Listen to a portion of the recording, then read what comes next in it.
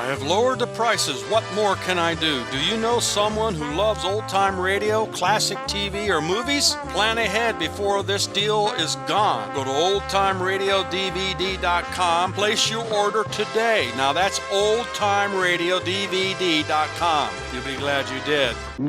Well, the heat wave continues, Watson. According to the latest weather report, there's no sign of it abating. Well, I suppose after such a cruel winter, one should be grateful.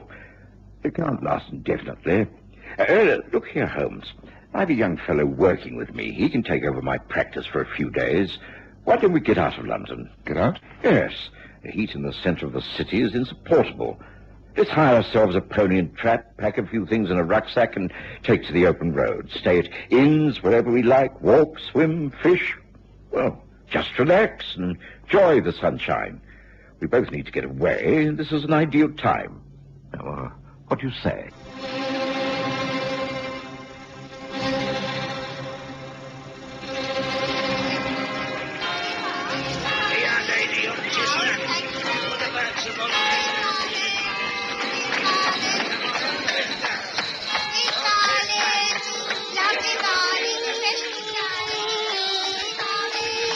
We present the stories of Sherlock Holmes.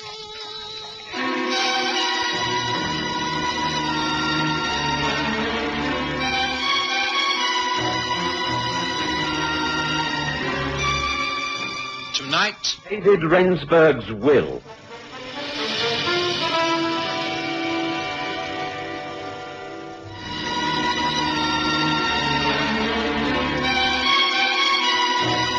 Summer of 1886 was indeed one to remember.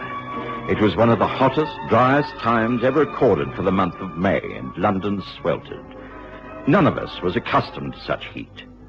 While most of my patients continued to improve, a great number were suffering from heat fatigue. Of course, the trains to the seaside towns were crowded, but it seemed to me that the quiet peace of the open English countryside held out the best promise of relief. Sherlock Holmes loved London. In fact, I don't think he was really happy anywhere else. But he saw the sense of my argument and agreed to my suggestion.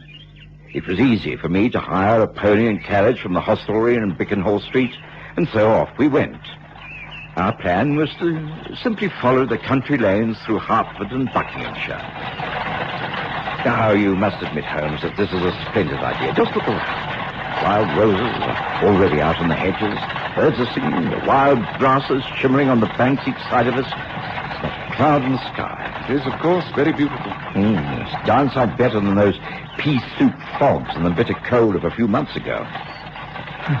Thank goodness all is peaceful here. I don't know about you, but I'm getting quite an appetite.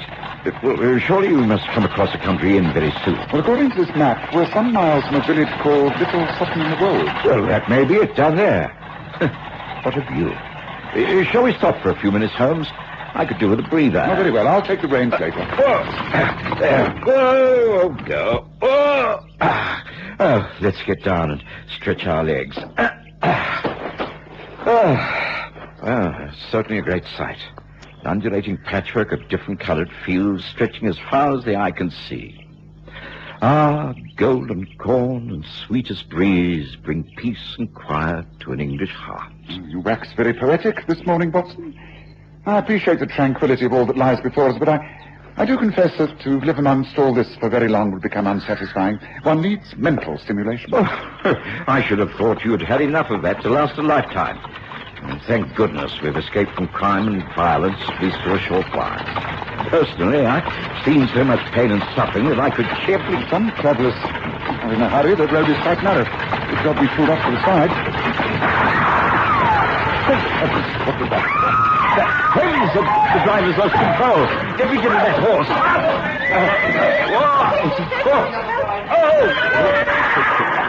I saw the horse rear up, the carriage about to topple over. The driver lost the reins, and unless the animal was controlled, I knew there'd be a dreadful disaster. Instinctively, and almost without thinking, I threw myself forward, grabbing at the horse's head. Found the bridle, and hung on. My weight slowed him down. I was conscious of being dragged forward. There was a pain in my shoulder. My arms seemed to be wrenched out of their sockets. Suddenly, I felt a searing stab of agony. Mercifully, all went dark and silent. How is he, Doctor? He'll be all right. He's broken a few ribs. I don't like the look of those bruises. But if you ask me, he's been extremely lucky. Should he be taken to hospital? Oh, no. He's a very strong man. Let him lie here in this comfortable room at the Dappled Duck. You have no immediate plans? No. We were taking a country tour with no definite plans. As long as he's comfortable and in no danger. Oh, no.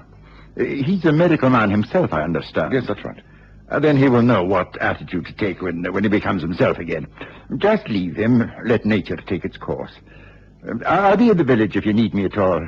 Good day to you, Mr. Holmes. Good day to you, Doctor. I'll show you out. I was conscious of what Holmes and the doctor were saying, and strangely enough, in spite of the aches and pains, I felt quite peaceful. I may have been given some form of opiate. I can only remember feeling quite at ease, knowing that Holmes would take good care of me. Come in. Oh, excuse me. You are Mr. Sherlock Holmes. That is correct. My name's Mary Cook. I've come here to inquire into the condition of your friend who so gallantly rescued us this morning. My mistress and I were in the carriage that nearly overturned. I've been sent from Rensburg Manor to convey our grateful thanks. My friend and colleague, Dr. Watson, is suffering from a few injuries, but I'm assured that he'll make a speedy recovery. Please, won't you sit down and discuss this whole matter? We were parked at the roadside when we heard a shot, and your horse was frightened into bolting. Can you tell me who was in the carriage at that time? Just myself and my mistress, Miss Reva Lowe. Oh, it's all very distressing.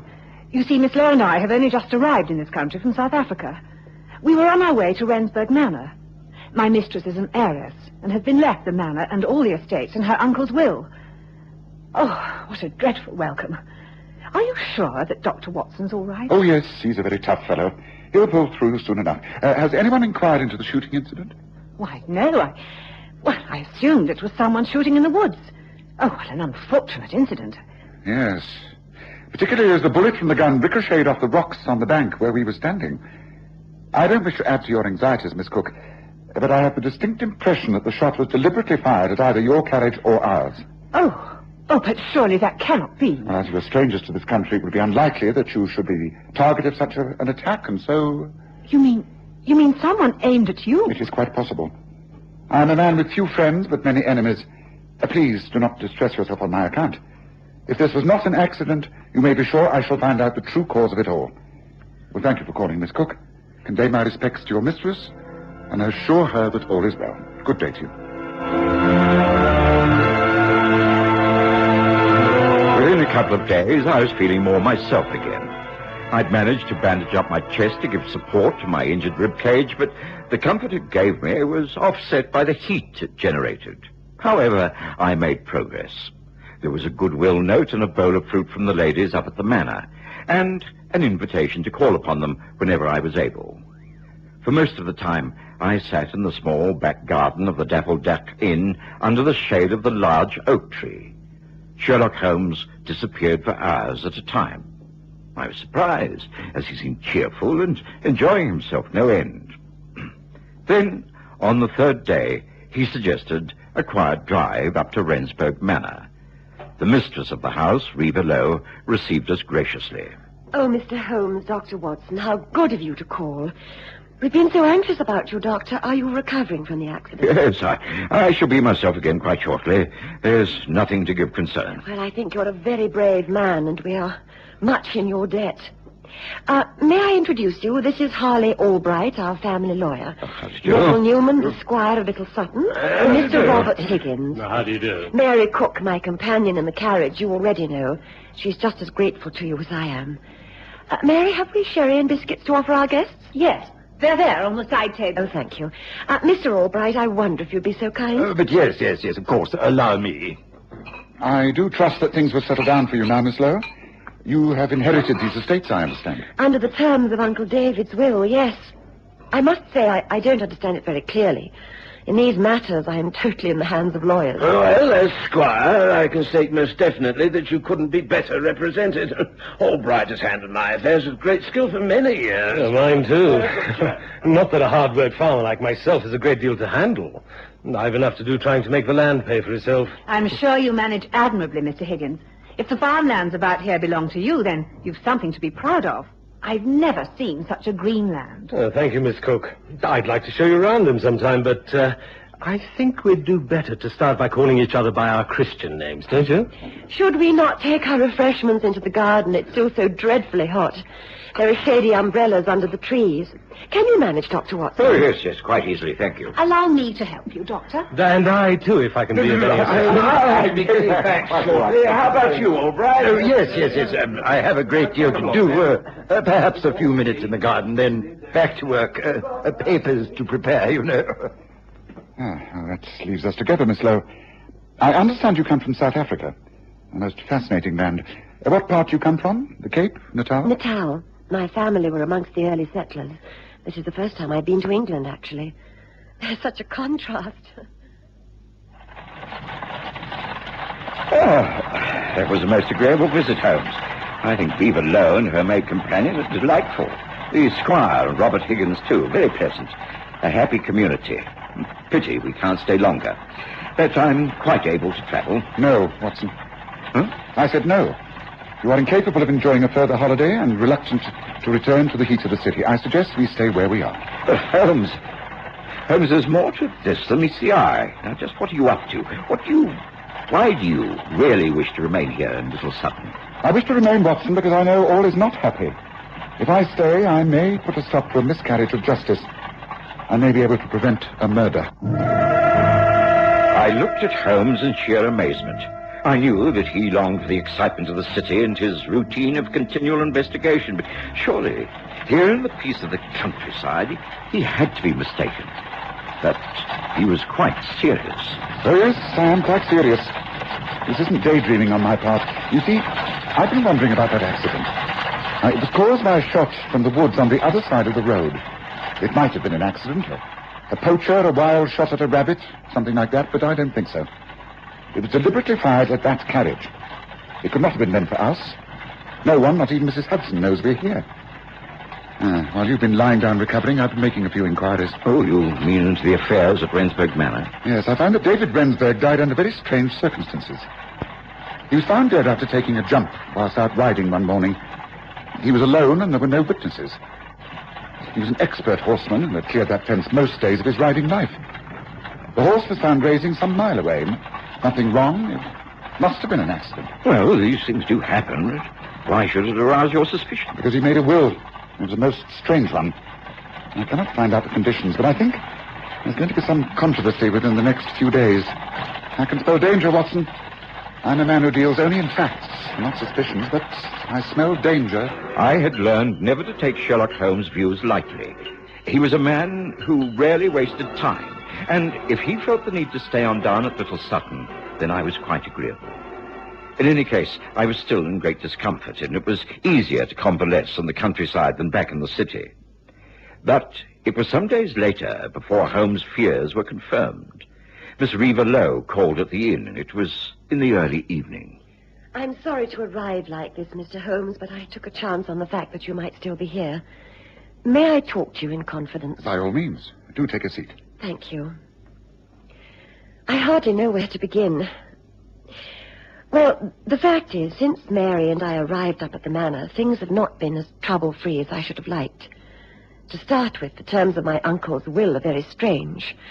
They require that I shall stay at the manor for a whole year before the estates are legally mine. Well, these things often take some time, but a year is rather unusual. Yes, particularly because after that year I shall be required to prove my identity as being sound of mind and body. Extraordinary. May I ask if there are any other clauses in the will? Should you not fulfill the conditions, who would stand to benefit? That's the curious thing. No one else. I am the only relative, and so why all these strange conditions? Yes. Well, if it's all legally drawn up, I don't see what can be done about it. Neither do I. But that isn't all that's bothering me. The fact is... I don't wish to be over-fanciful, but I have a feeling that it's a very unlucky house. In what way? Well, to start with, there was the accident with the carriage before I even arrived at the manor.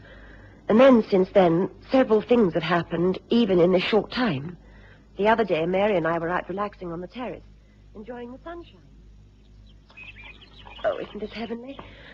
So beautifully cool under the trees. Yes, it's lovely. Oh, it's too hot for tea, don't you think? What about iced lemonade? There's some waiting. Oh, look, it's Sandy, your uncle's old tomcat. Sandy? I wonder if he misses his master. Doesn't appear to. I don't think Uncle David liked cats very much. He must have been much more of a dog man. Let's give Sandy a saucer of milk. You feeling thirsty, Sandy? I'd like some lemonade, please. There we are, Sandy. That's nice, Huh? huh?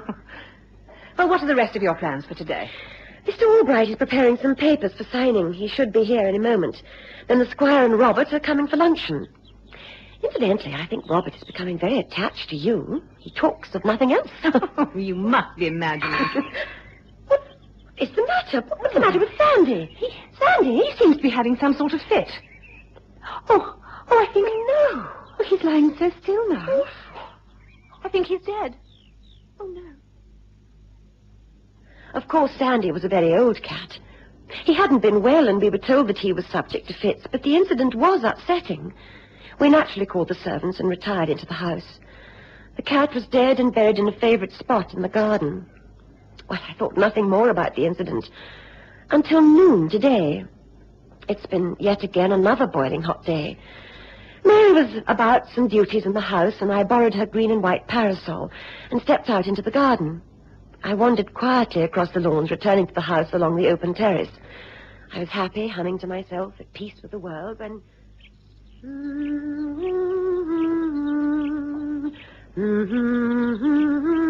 Mary? Mary? Is that you up there?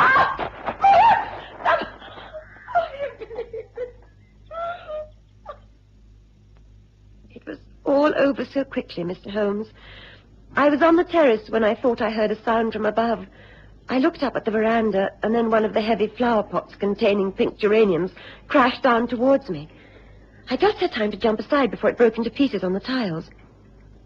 There is no doubt that I could have been killed if I'd not moved quickly. And this is the latest accident?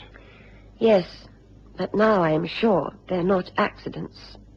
There is someone trying to cause me bodily harm. Yes, indeed. You or another? I beg your pardon? No, it's nothing. I do agree with you, Miss Lowe. I think you have cause for alarm. In fact, I'm sure there is a vicious plot afoot up at the manor. With your kind permission, I should like free access to the house at all times, day and night. By all means. I have spare keys. But first tell me, the cat that died, did anyone think of examining the milk on that milk tray? No. You mean you think it could have been poisoned? Almost certainly. Tell me, who was in the house at the time? Just the servants. We had guests to lunch, the Squire and Robert Higgins, both of whom you've met. You find both men agreeable company? Did they pay you much attention? Yes. I think they were both Uncle's friends, and they're doing their best to make us feel at home. The Squire is most attentive towards me, and Robert is more than anxious to look after Mary. In fact, he seems quite infatuated with her. He does? Oh, that's very interesting. Well, let me gather a few things together and find out if Watson is agreeable to taking a trip to the manor. You have transport? Yes, thank you. I have a cab. Thank you, Mr. Holmes. I need hardly tell you that I'd be most grateful if you'd keep this conversation to yourself. I don't want the others to know of my suspicions. Can it remain a secret between us? Of course, but I think it's very important for us not to deceive each other. I'm a well-known detective, and I shall find out the truth sooner or later, and so... So? So why don't you stop all this deception and tell me the whole truth, here and now?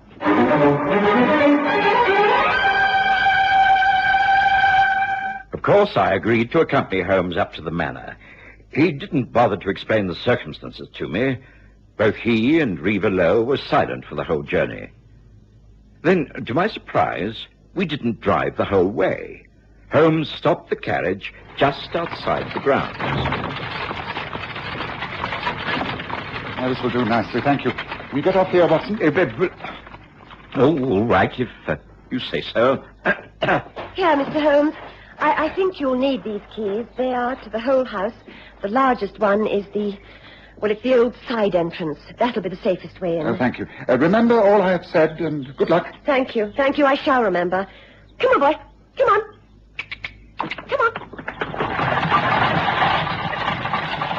Now, look here, Holmes.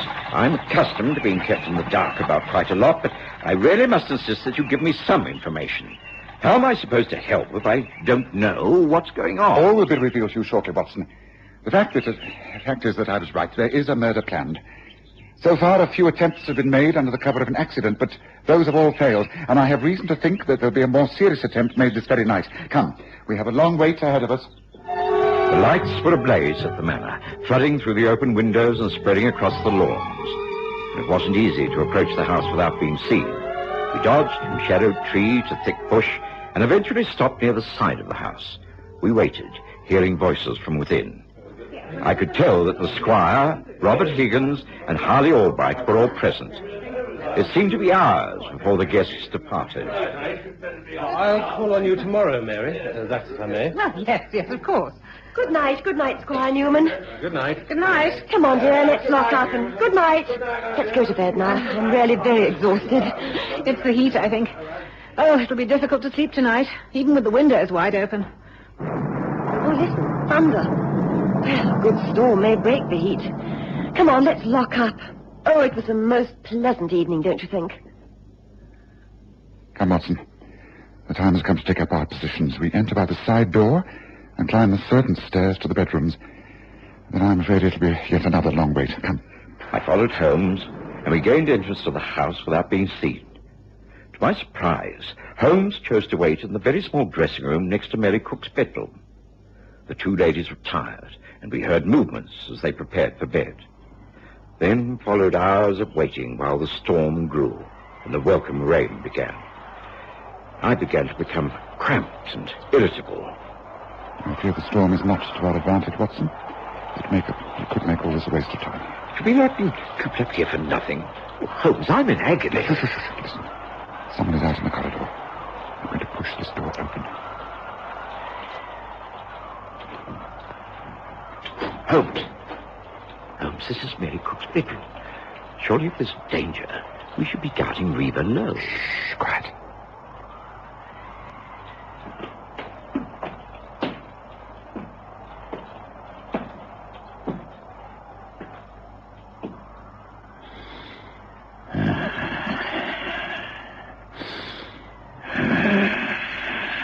Now, Watson, get him. Right, get him quickly, man. Instantly, my cracked ribs and aches and pains were forgotten. I threw myself into the room. Mary Cook jumped from her bed, and Holmes and I grabbed at the man who loomed over her. He struggled manfully, but he was no match for the pair of us. Overpowered, with wrists tied behind his back, Harley Albright, the lawyer, glowered at us as Reva Lowe entered the room. Just what do you think this means, Mr. Holmes? It means that you will be facing a charge of attempted murder, Albright. Mary, are you all right? Yes, thank you, dear. And the game's up, Albright. I knew there was something wrong from the moment these ladies arrived in this place. Incidentally, I think I better explain, Watson. The two of them changed places. This is really Reva Lowe. And this lady who posed as the heiress is a hired protector. You are a brave woman. Thank you. It was a job. Reva approached me because she'd received a letter in South Africa from her uncle saying that he thought someone was trying to kill him. He was killed by Albright's loosening the girth of his saddle before he went jumping. Then when you arrived, he set about trying to kill again. Only he knew the switch had been made, and the person he wished to kill was known as Mary, not Reva. The parasol you borrowed made him think it was Mary underneath the veranda. And that's why we guarded this room tonight. Watson and I caught him red-handed. It had to be him. It couldn't be anyone else. You killed to cover up for all the money you've been swindling out of your estate, isn't that right, Albright? Oh, yes. There's no need to reply. You'll have plenty of opportunities for that at your trial.